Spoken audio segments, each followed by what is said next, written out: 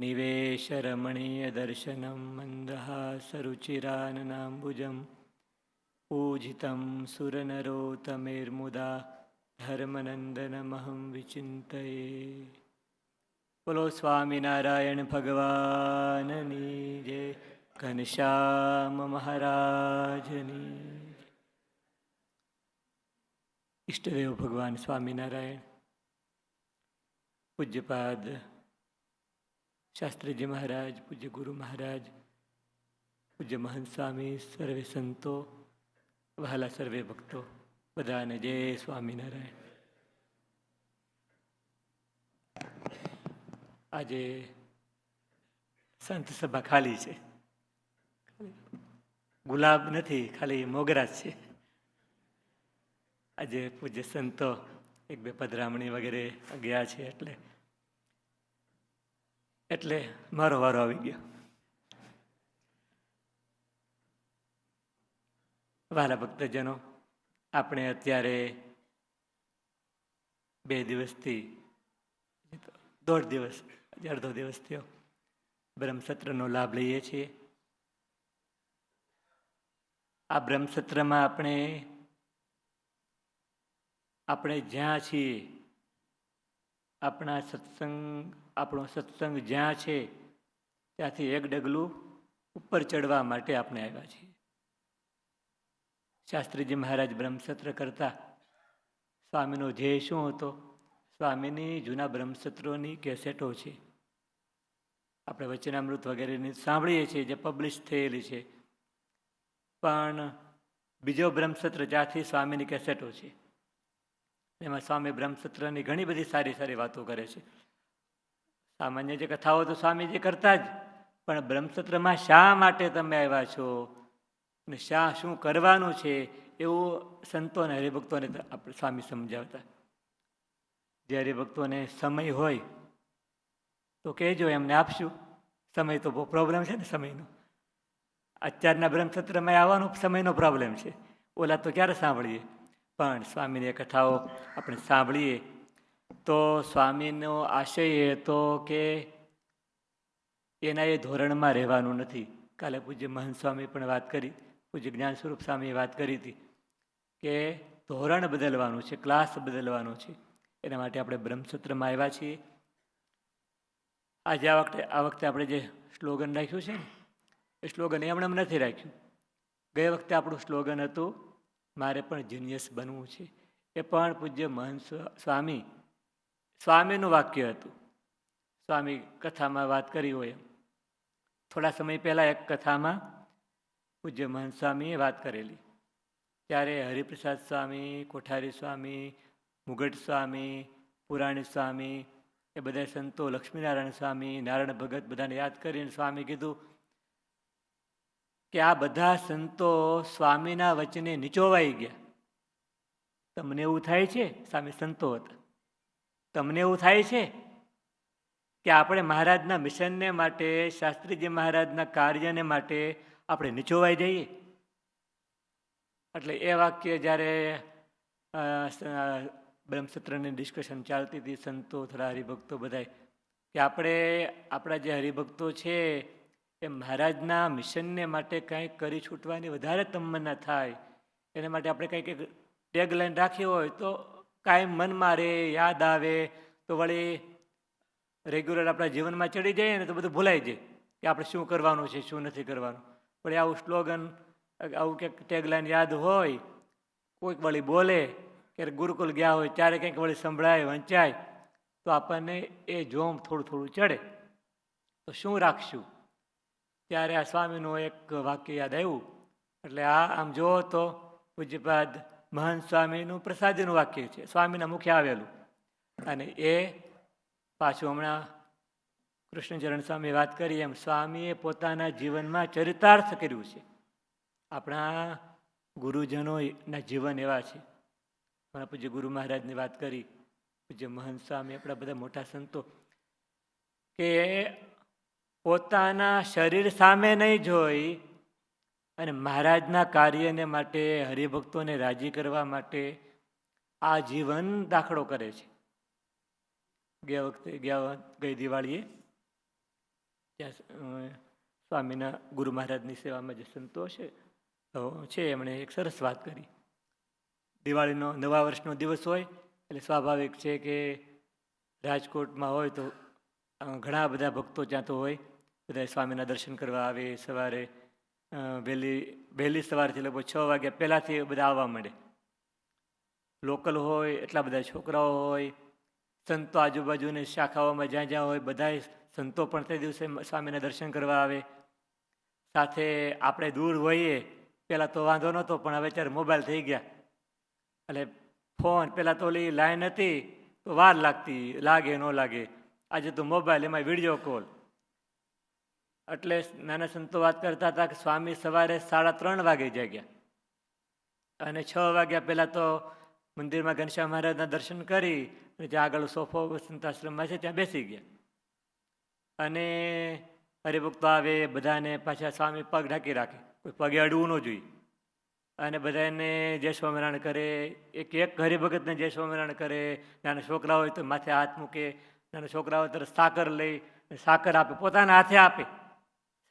બાજુમાં સંતો હોય તો એમ કહી દે કે ભાઈ આપી દો, તો એમ નહીં, પોતાના હાથે આપે. તો બપોરે 10 વાગ્યા સુધી લાઈનો કન્ટિન્યુ શરૂ હતી. પછી 10 વાગે સ્વામીને પ્રસાદ લેવા માટે તો અડધી કલાક પ્રસાદ લીધો. પછી સ્વામી રૂમમાં પછી વિદેશના હરિભક્તોને બધાનું શરૂ થયું.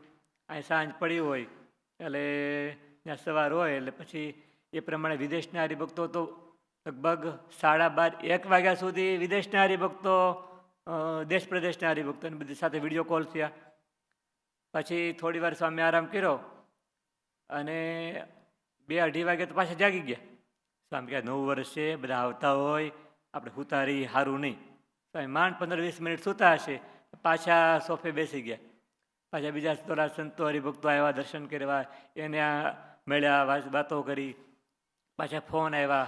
સાંજે સભા શરૂ થઈ. ત્યાં સુધી સભામાં ગયા, આરતી થઈ, આરતીમાં ગયા, નિત્ય નિયમ થયા, એ પૂરું થયું. એટલે પછી બધા સંતો હતા ત્યાં લોકલ, એનો તો આખો દિવસ પછી સેવા પ્રવૃત્તિ આ તે બધું હોય. એ બધા સંતો ભેગા છે. સ્વામી એમની સાથે બેઠા. 9:30 થયા હતા.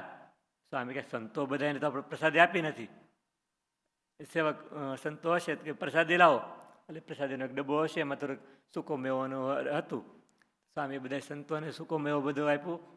પછી સ્વામી વાતો કરી સંતોને સાથે. તો પુરાણી સ્વામી, શાસ્ત્રીજી મહારાજ, એ જૂના સંતોની બધી વાતો કરી. એ સંતો કેવું જીવન જીવ્યા. 10:30 પછી સંતોએ કીધું કે સ્વામી હવે તો 10:30 થઈ ગયા છે. સ્વામી પાછા બહુ દરરોજ વહેલા ઉઠે. સ્વામી સારું હારો તમે કહો છો તો સુઈ જઈ. કહેવાનું આપણને લાગે કહો સ્વામીને બેઠા બેઠા આશીર્વાદ આપવાના છે ને, પણ 78-79 વર્ષની ઉંમરે બેઠું રહેવું ને એ તપ છે. અને પાછા આમ ઢીલા બેઠા હોય એમ નહીં, આખો દિવસ હરિભગત રાજી થાય. મહારાજના એ પાછા બધા ભગવાનના ભક્ત છે, ભગવાનના મુક્તો છે, એવી ભાવનાથી સ્વામી દાખલો કરે છે. કાલે કૃષ્ણચરણ સ્વામી વાત કરી હતી. મહંત સ્વામી છે, સ્વામીનું સ્કેડ્યુલ હમણાં તો આ વર્ષે તો એટલું ટાઈટ થઈ ગયું છે. અહીંથી અમેરિકાથી ગયા, પછી તરત જ જ્યાં ફર્યા, પછી વચ્ચે આફ્રિકા જઈ આવ્યા, ઓસ્ટ્રેલિયા જઈ આવ્યા, યુકે જઈ આવ્યા, યુકેથી પાછા ગયા, પાછા અમેરિકા મહિનામાં આવ્યા, ઇન્ડિયામાં અખંડ વિચરણ. એટલું સ્વામીનું શરીર હાવ નાજુક હોય. નાજુક કરતાંય આમ નાજુક નથી, પણ સ્વામી જમે જેટલું ઓછું, પણ છતાંય મહારાજના મિશનને માટે પોતાના શરીરને નીચોવી નાખે છે.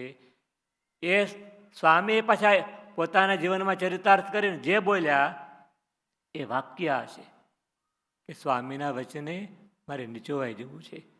એ મોટા સંતો બધા એને, શાસ્ત્રીજી મહારાજ એ સ્વામી હતા.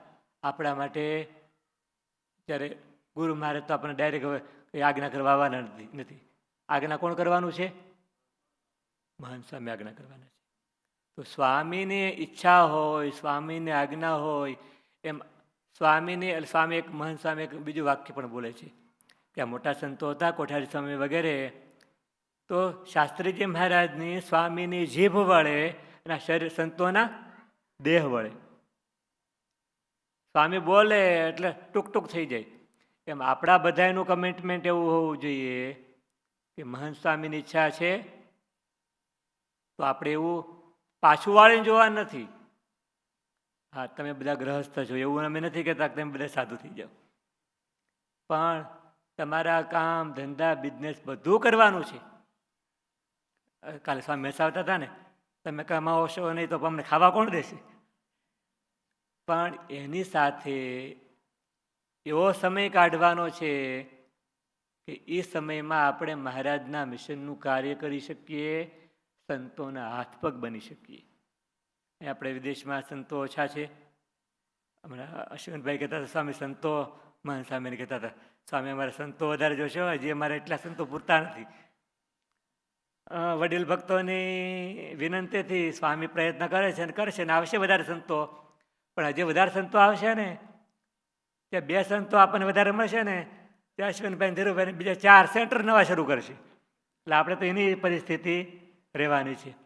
સંતો ઓછા છે પણ તમારા બધાનો સહકાર એવો હોવો જોઈએ કે સંતો ઓછા ને વધારે થવા જોઈએ. એટલા સંતો ડબલ કાર્ય કરવા જોઈએ.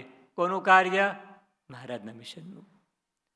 આપણે જોઈએ છીએ કે આપણા સંતો છે ને એમને કોઈ પોતાના શરીર, અત્યારે અહીંયા ડલ્લાસના હરિભક્તોને ખબર હશે, ભગવતચરણ સ્વામીને સંતો એસી હોય ને ઉનાળામાં તો 77-78 રાખે. હરિભક્તો આવે અને બિચારાને પરસેવો વળી જાય. શું કામ? અહીં લાઇટ શરૂ હોય ને તો લાઇટ બંધ રાખે. અશ્વિનભાઈ કે પછી લાઇટ શરૂ રાખો તો બિલ આવે કે સ્વામી એમાં જાજુ બિલ નથી આવતું, કંઈ $1-2 ફેર પડશે.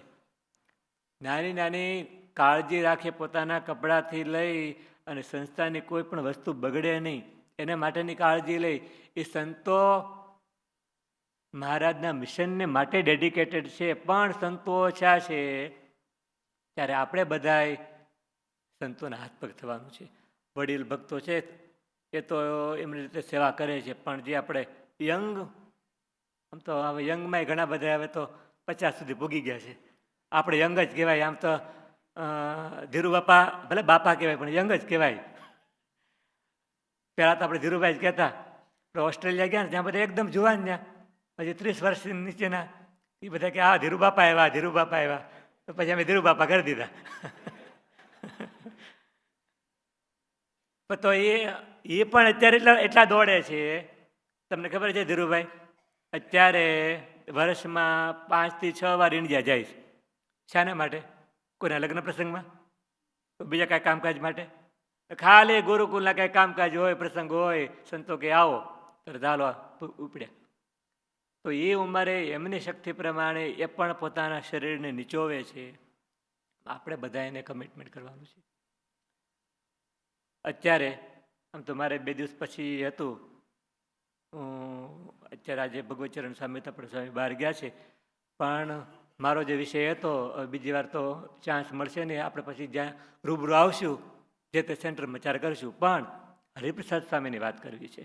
હરિપ્રસાદ સ્વામીની વાતો આપણે ઘણી સાંભળી છે, પણ સ્વામીનું જીવન એવું હતું. મને થોડો સમય સ્વામીની સાથે રહેવાનો લાભ મળ્યો છે, એટલે થોડી 2 વાતો કરીને આપણે પૂરું કરીએ. 5-10 મિનિટ બાકી છે. સ્વામી બહુ નાની ઉંમર, નાની એટલે 20 વર્ષથી નાના હતા ત્યારે સ્વામી શાસ્ત્રીજી મહારાજ સાથે હરિપ્રસાદ સ્વામી આવ્યા. સ્વામી ગુરુકુલ થયા પછી શાસ્ત્રીજી મહારાજના પહેલા વહેલા શિષ્ય હરિપ્રસાદ સ્વામી. અને હરિપ્રસાદ સ્વામી એમ બહુ જાજુ ભણેલા નહીં. જાજુ કરતા હું તો એમ કહું છું કદાચ 2-3 ચોપડી ભણ્યા હોય તો ભણ્યા હોય. ગામડામાં જતા સ્વામી સાથે જોડાયા 1909, સંમત 1909, એટલે 1952, 1909 અને 1952 લગભગ એટલો જ ફેર છે ને સંમતની. ત્યારે સ્વામીએ દીક્ષા લીધી. 1952-53 સ્વામીએ દીક્ષા લીધી શાસ્ત્રીજી મહારાજના સાનિધ્યમાં. હરિપ્રસાદ સ્વામીએ દીક્ષા લીધા પછી લગભગ 2-3 મહિનામાં શાસ્ત્રીજી મહારાજે ભંડારની જવાબદારી હરિપ્રસાદ સ્વામીને સોંપી. સ્વામી કંઈ પહેલાં કંઈ એવું રસોડું બનાવતા ન હોય, ગ્રહસ્થ હોય તો ઘેરે તો કંઈ બનાવતા ન હોય, આવ્યા હતા થોડું ઘણું શીખ્યા હોય, એટલી બધી માસ્ટરી પણ ન હોય. એ વખતે ત્યાં સંસ્કૃતની પાઠશાળા શાસ્ત્રીજી મહારાજે શરૂ કરેલી અને થોડા વિદ્યાર્થી 100-150 વિદ્યાર્થીઓ હશે અને થોડા સંતો હતા. તો ભંડારી બનાવ્યા ત્યારથી સ્વામીએ નક્કી કર્યું કે ભલે મને આવડે છે કે નથી આવડતું, સ્વામીએ કીધું એ મારે કરવાનું. સ્વામીએ કીધું અને મારે કરવાનું એવું નક્કી કર્યું અને કર્યું સ્વામીએ. તો સ્વામીના હાથમાં એવી શક્તિ આવી ગઈ કે ત્યાર પછી આપણા બધા મોટા મંદિરોના મોટા મોટા સમયા હોય, ગઢપુર, જુનાગઢ, ધોલેરા, તો એ વખતે ભંડારી તરીકે સેવામાં આપણા ગુરુકુલના વિદ્યાર્થીઓ અને હરિપ્રસાદ સ્વામીને મોકલે, બોલાવે, સ્વામી મોકલે. તો ત્યાં 20-25 25,000 માણસો હોય. એ વખતે રસોઈયા નહોતા, ગામડાના હરિભક્તો હોય, હરિપ્રસાદ સ્વામી માથે ઊભા હોય અને વઘાર કરવાના હોય, ત્યાં મુઠ્ઠી નાખવાની હોય ને, ટોપલી નાખવાની હોય, રાઈ જીરું. અને સ્વામી બનાવે તો કોઈ દિવસ કોઈને એમ ન થાય કે બરાબર નથી બન્યું. શા માટે? સ્વામીએ કીધું મારે કરવાનું. મારામાં શક્તિ છે કે નથી એ નહીં જોવાનું. સ્વામી કીધું હું કરું તો એ મારી ભક્તિ છે. અને એ ભક્તિથી હરિપ્રસાદ સ્વામીમાં ભગવાન જેવા ગુણ આવ્યા. શાસ્ત્રીજી મહારાજમાં જેવા ગુણ હતા 100% તો એવા ન કહેવાય, પણ આમ જુઓ તો સ્વામીની અનુવૃત્તિથી સ્વામીમાં એવા ગુણ આવ્યા. હરિપ્રસાદ સ્વામી પાછા આટલું બધું રસોડું વગેરે કરે, પણ સ્વામીએ શરૂઆતમાં જ 10 નિયમ રાખ્યા. સ્વામીએ નિયમ રાખ્યા અને જીવનના છેલ્લા શ્વાસ સુધી પાડ્યા. જીવનભર નવું વસ્ત્ર પહેરવું નહીં. બીજું, દરરોજ પૂજામાં ઓછામાં ઓછી 21 માળા ફેરવવી. ત્રીજું, દિવસે ક્યારે આડા પડખે સૂવું નહીં. સ્વામી મોટી ઉંમર હતી, સ્વામી બીમાર હતા, ત્યારે પછી સૂવું પડતું વાત જુદી છે. એ સિવાય ક્યારે સ્વામી વચ્ચે હું જ્યારે 94માં ભગત પાર્ષદ થયો અને પછી ત્યાં આપણે સમઢિયાળા ઓઢાના ત્યાં મંદિર ચાલતું હતું અને ત્યાં સ્વામી સાથે હું પાર્ષદ હતો અને ત્યારે સ્વામી સાથે રહેવાનું થયું.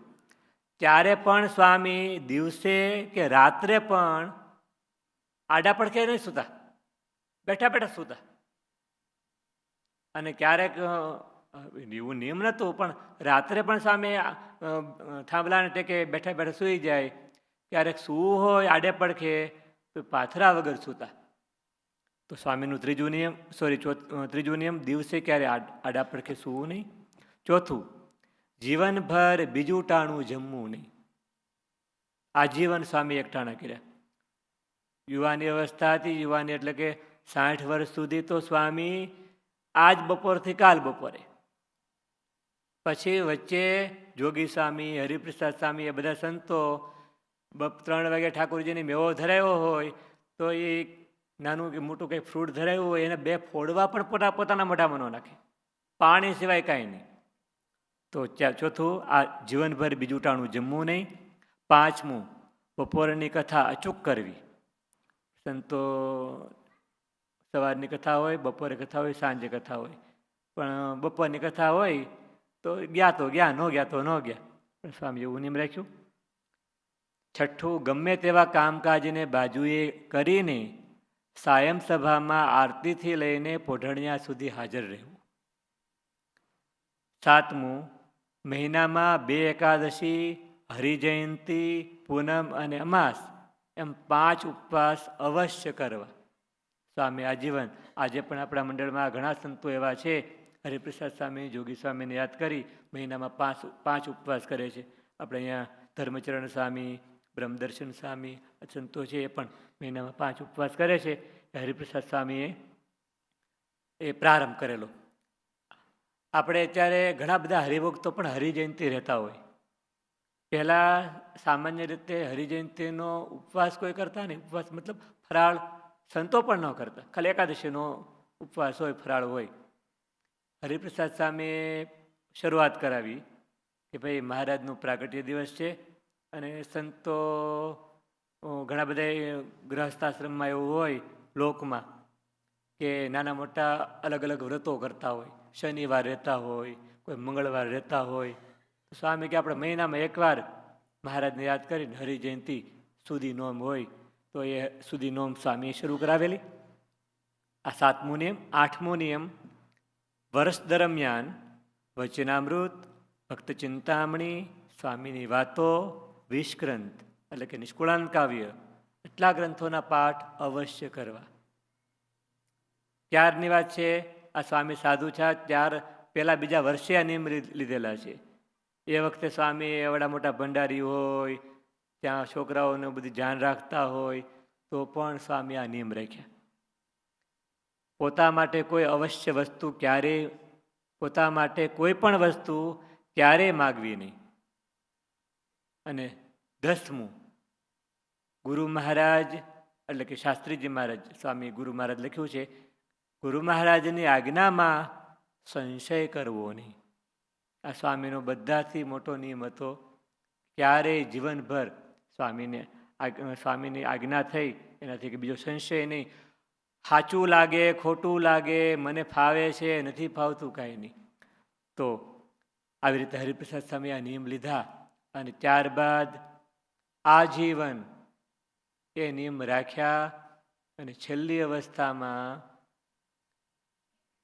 આપણે સદવિદ્યામાં લેખો લખ્યા હતા, એમાં છેલ્લી અવસ્થા સ્વામીની હતી ને, જે આપણે કહીએ છીએ ને બ્રહ્મરૂપ, જીવતા જીવત બ્રહ્મરૂપ કેવી રીતે થવાય, એનો મૂર્તિમંત ઉદાહરણ હતું હરિપ્રસાદ સ્વામી. સ્વામીને કિડની ફેલ થઈ ગઈ હતી, ડાયાલિસિસ કરવાની થાય. વીકમાં 3 દિવસ ડાયાલિસિસ ઇન્ડિયામાં. અહીંયા હોય તો પણ ડાયાલિસિસ જે કરીને ઘેરે આવે ને તો આમ શરીર નીતરી ગયું હોય, પછી ઊભા થવાની સાંસ ન હોય. તો સ્વામી ત્યાં ઇન્ડિયામાં ડાયાલિસિસ કરીને આવે, સાંજે 6-7 વાગે ગુરુકુળ પહોંચે, થોડા નાય ધોઈ, આરતીનો બેલ પડે, સ્વામી કહે હાલો આરતીમાં. તો સંતો, સેવક સંતો કહે, સુરત વલ્લભ સ્વામી, સદગુણ પ્રિય સ્વામી સેવા કરતા, સ્વામી આજે તો ડાયાલિસિસ હતું, તમે થાકી ગયા છો, સંતાશ્રમમાં ખુરશી હોય, અહીં બેસીને અહીંયા આરતી થશે. સ્વામી કે એમ ન હોય, મહારાજ પાસે જવું પડે. સંતોના હાથ પકડી મંદિરમાં જાય અને ત્યાં આરતીથી લઈ અને પોઢડિયા સુધી બેસે. એકવાર કૃષ્ણપુરી સ્વામી વાત કરતા હતા, એક વખત એવું થયું, સ્વામીને નાવાનું થઈ ગયું, ઝાડા થઈ ગયા. તો વારે વારે દિશાએ જવું પડે. તો સભામાં આવ્યા, આરતી થઈ, થોડી વાર થઈ, તો સ્વામીને સંકલ્પ થયો પછી નાવા જવું છે. તો સેવકને કીધું હાલો આપણે નાવા જવું છે. હાથ પકડી સ્વામીનું માંદારનું મતો, જ્યાં સ્વામીનું આસન હતું ત્યાં સ્વામીએ સ્નાન કર્યું. પાછા કે નાહી ધોઈને પાછી કે હાલો આપણે મંદિરે. સ્વામી કહેવાય તો ત્યાં કથા વાર્તાઓ પૂરી થવા આવી છે, સારું તોય ત્યાં જઈ. પાછા કથા વાર્તામાં આવ્યા, થોડી વાર થઈ ત્યાં પાછું નાવા જવાનો સંકલ્પ થયો. પાછા માંદારૂમમાં આવ્યા. અહીં નિયમ શરૂ થઈ ગયા હતા, નિત્ય નિયમ. પરવારી ધોતિયું પહેરી સ્વામી કે હાલો નિયમમાં. સ્વામી હવે તો નિયમ પૂરા થઈ જાય, સંતાશ્રમમાં આપણે બેસી લઈએ, અહીં માઇક છે, અહીં પણ સંભળાય છે. સ્વામી કે ખબર પડે છે, મહારાજ પાસે નિયમ બોલવા જોઈએ. પાછા ચાલતા મહારાજ પાસે ગયા અને ત્યાં નિત્ય નિયમ પૂરા કરી અને પછી આવ્યા. મહારાજ વચનામૃતમાં લખ્યું, જેને ભગવાનમાં આસક્તિ હોય એના લક્ષણ શું? રોગે કરીને ગમે એવો અવરાય નહીં, પણ થાકી ગયા હોય, રસ્તે કરીને ચાલીને થાકી ગયા હોય, વ્યવહારમાં અવરાઈ ગયા હોય, એમ રોગ ગમે એટલા હોય તો એ દેખાય નહીં. છેલ્લે ધામમાં ગયા ને પહેલાં મહિના કે 15 દિવસ પહેલાં વરતાલ ગયેલા. સ્વામીને હરિકૃષ્ણ મહારાજમાં ખૂબ હેત. સ્વામી કે વરતાલ દર્શન કરવા જવા છે. વરતાલ ગયા, સ્વામી દંડવત કરી શકે એવી સ્થિતિ નહીં. સ્વામી કે દંડવત કરવા છે. સંતો કીધું સ્વામી પણ તમે સ્વામી કહેવા પછી બીજી વાર આવ્યા કે ન આવ્યા, દંડવત કર્યા પછી ઊભા તો થઈ શકે નહીં, શક્તિ તો હતી જ દેવી. સંતોએ ઊભા કર્યા હળવેકથી, પાછા બીજો દંડવત કર્યો, સંતોએ પાછા ઊભા કર્યા. સ્વામી કહેવાય બસ, સંતો કહે પાછા સ્વામી, સંતો બીજું કંઈ બોલે પેલા પાછો ત્રીજો, 5 દંડવત કર્યા. 5 દંડવત કર્યા. બીજે દિવસે પૂજારી મહારાજ, બ્રહ્મચારી મહારાજ હતા ને, એમની સાથે હેતપ્રીત એટલે એમને ઓળખે. સ્વામી જ્યારે જ્યારે વડતાલ જાય તો મળતા હોય. સવારમાં એની સાથે રાત્રે વાત કરી, સવારમાં 16 થઈ, વહેલી સવારે જે પડદા તો બધે બંધ હોય, જે શણગાર થતા હોય, શણગાર મંગળા આરતી, મહારાજ જાગે તરત મંગળા આરતી થાય, મંગળા આરતી પછી શણગાર થાય ત્યારે દરવાજા બંધ થઈ જાય. 16 થઈ, પાછળની સીડીથી ચડી અને હરિકૃષ્ણ મહારાજ પાસે જય હરિકૃષ્ણ મહારાજને ચરણ સ્પર્શ કરી, પોતાના હાથે અડ્યા, કારણ 16 થયા વગર અડાય નહીં. દર્શન કરી અને પછી રાજકોટ આવ્યા. થોડા દિવસમાં સ્વામી ધામમાં ગયા. કહેવાનું કે મહારાજમાં કેવું હેત, કેવી આત્મબુદ્ધિ. એનું કારણ શાસ્ત્રીજી મહારાજમાં આત્મબુદ્ધિ. એવા સત્પુરુષમાં, મોટા પુરુષમાં હેત થાય, એની સાથે આપણો જીવ જોડાય તો જીવ ભલે આ ભૌતિક શરીર હોય તો એ બ્રહ્મરૂપપણાને પામી જાય. આવા હરિપ્રસાદ સ્વામી, જ્યારે દર્શન થાય છે નારાયણ ભગત ને હરિપ્રસાદ સ્વામીના, આ મહાપુરુષો એ આપણા આદર્શ છે. એમણે ગુરુ વચને પોતાના શરીરને નીચોવી નાખ્યું. એમ આપણે બધાએ પણ સંકલ્પ કરવાનો છે મહારાજના મિશનને માટે. પૂજ્ય સ્વામીના વચને આપણા શરીરને, આપણા મનને આપણે નીચોવી અને મહારાજની સેવા કરી અને મહારાજના મિશનનો આ સંતો સ્વામી ઘણી વાર કહે ને કે આપણે દુનિયામાં ડંકો મારવો છે. ડંકો એટલે કોઈ દેખાડવા નથી મારવો, મહારાજની ઓળખે. અત્યારે ઘણા બધા સંપ્રદાયો, મિશનરી બધું ચાલે છે. કારણ શું? બધાને અમારા પંથમાં ભેળવીએ, મતમાં ભેળવીએ, પછી કરવાનું શું? પછી એનું ફળ શું? તો એને ખબર. પણ આપણને સાચું મળ્યું છે એવા પૂર્ણ પુરુષોત્તમ નારાયણ મળ્યા છે, એમના દિવ્ય સિદ્ધાંતો મળ્યા છે. એ સિદ્ધાંતો પ્રમાણે, એની આજ્ઞા પ્રમાણે જે ચાલે, જે વર્તે, એમને સુખ આલોકમાં મળે, પરલોકમાં મળે. તો એવા મહારાજનો મિશન કાર્ય, એને માટે જો આપણે પ્રયત્ન કરીએ તો સ્વામીનો જે સંકલ્પ છે કે પાંદરે સ્વામિનારાયણ કરવું છે, ગુણાતીતાનંદ સ્વામીનો, અને મહંત સ્વામીનો સંકલ્પ છે કે આપણે દુનિયામાં ડંકો મારવો છે, એ સંકલ્પને આપણે પૂર્ણ કરી શકીએ. સહજાનંદ સ્વામી મહારાજની જય.